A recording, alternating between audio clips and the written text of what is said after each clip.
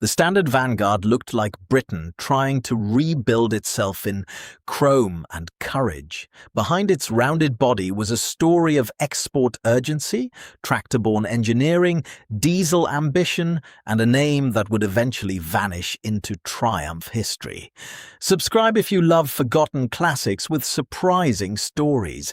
In this video, we're revealing the hidden details that made the Vanguard far more important than it first appears. The Plymouth sketch that became Britain's world car. One of the most unusual things about the Standard Vanguard is that its shape was British, but its mood was unmistakably American. The oft-repeated story says, Walter Belgrove sketched the idea after studying a Plymouth outside the American Embassy in London. And whether every detail of that legend is perfect or not, the results certainly looked like post-war Britain dreaming in chrome. Unlike the upright pre-war saloons people were used to, the Vanguard arrived in 1947 with smooth, full-bodied styling and an airy, modern stance. That made it feel newer, larger and more optimistic than many homegrown rivals. It was not just styling for styling's sake. In a tired, rationed Britain, this bold shape suggested movement, confidence, and export ambition. The Vanguard did not merely carry passengers, it carried the image of a country trying to reinvent itself. Britain sold it abroad, before Britain could buy it. The Vanguard's second surprise was that it was built for the world almost before it was built for Britain. In the late 1940s, the British motor industry was under immense pressure to earn foreign currency, so Standard pushed the Vanguard hard into export markets, and many of the earliest cars went overseas rather than to local buyers. It was even shown publicly at the Brussels Motor Show in 1948, underlining how international its mission was from the start.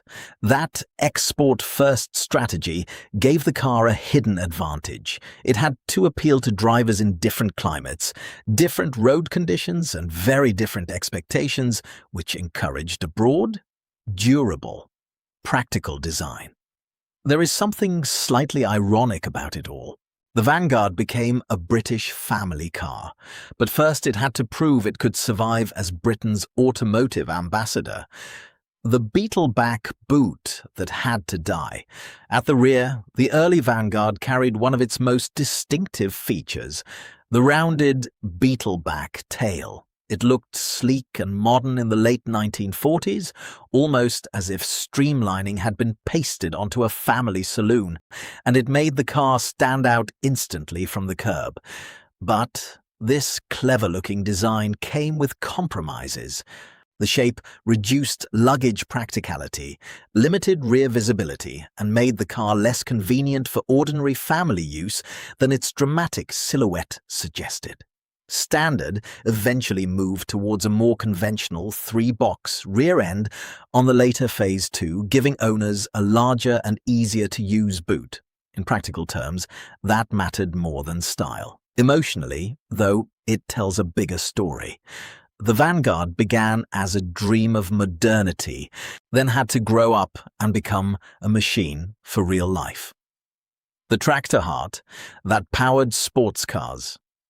Beneath the Vanguard's bonnet lay a detail that sounds almost unbelievable today. Its engine architecture had links not only to family motoring, but also to Ferguson tractors and later Triumph sports cars. Standard's wetliner four-cylinder engine was a remarkably practical piece of engineering designed for strength, serviceability, and easy rebuilding. That meant it was compact but effective, with sturdy torque and a reputation for toughness rather than glamour.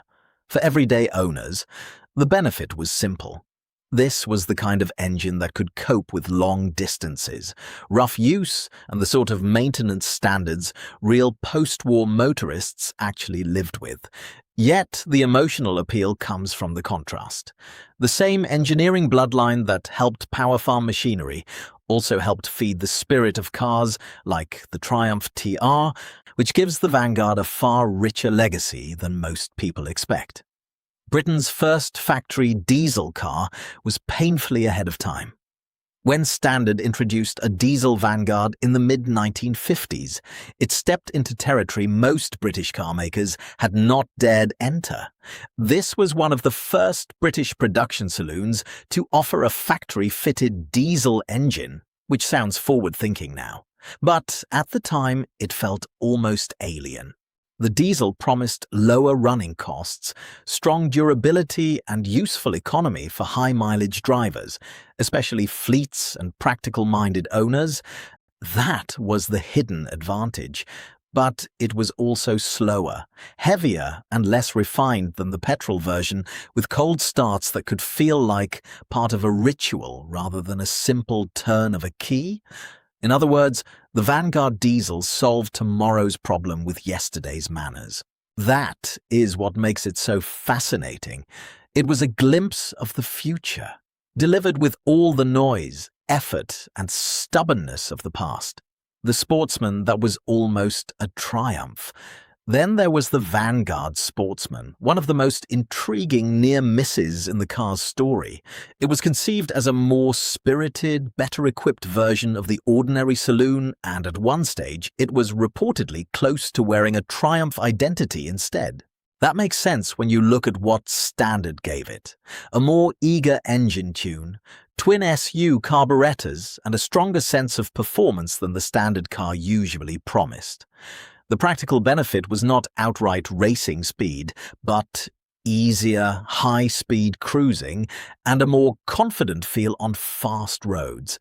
Yet the emotional pull is even stronger than the mechanical one. The Sportsman feels like a car with an identity crisis, caught between sensible Standard duty and Triumph ambition. That tension is exactly why it is memorable, and why it remains one of the line's most compelling side stories. The six-cylinder finale that buried the Standard name.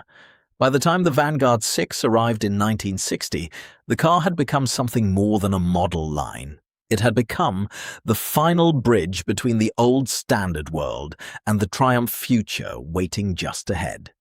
Its 2.0-litre six-cylinder engine brought a smoother, quieter, and more relaxed character, giving the car the kind of refinement British buyers increasingly expected at the start of the 1960s.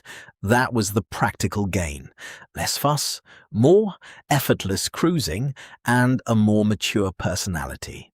But the historical meaning runs deeper. This engine family would go on into the Triumph 2000, while the Standard name itself would disappear from the British market by 1963. So the Vanguard 6 was not merely a final update. It was the closing chapter of one badge and the handover scene to another. The Standard Vanguard was a car of strange contradictions, American-inspired yet deeply British, practical yet ambitious, ordinary at first glance, yet full of hidden engineering stories. From its beetle-back shape to its tractor-linked engine early diesel experiment, almost Triumph Sportsman and six-cylinder farewell, it quietly marked the end of one era and the beginning of another. Click to watch more stories about Britain's forgotten classic cars. Like, subscribe, and tell us what you think of the Vanguard in the comments. Thanks for watching, and I'll see you in the next video.